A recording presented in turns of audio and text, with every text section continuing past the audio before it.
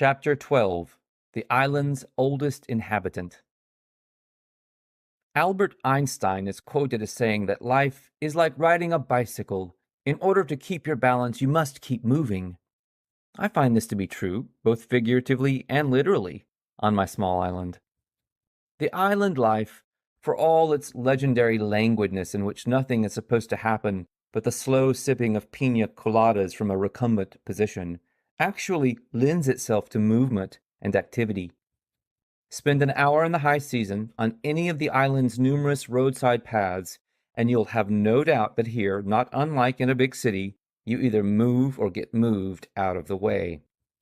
Besides the throngs of pedestrians and bicyclists scurrying hither and thither like fire ants on speed, there are many other moving pieces to the video game of the paths that are reasons to keep your head on a swivel.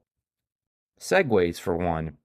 These are a lamentable recent addition to our fair shores.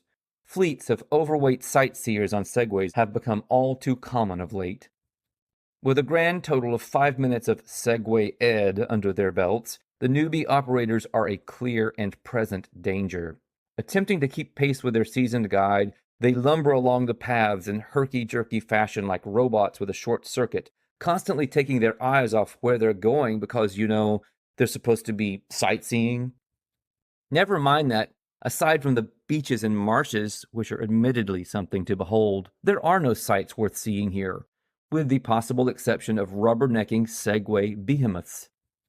Before Segways received municipal approval through bribery, motorized vehicles were strictly verboten on the paths. Not that this ever stopped the occasional juvenile idiot from taking a joyride in a golf cart. My bike and I were nearly flattened by a young punk with a lead foot just this past spring. Judging by his diminutive stature, lack of acne, and total disregard for anything resembling safety, he couldn't have been past 5th grade. Golf carts are also often seen puttering along the island's roads.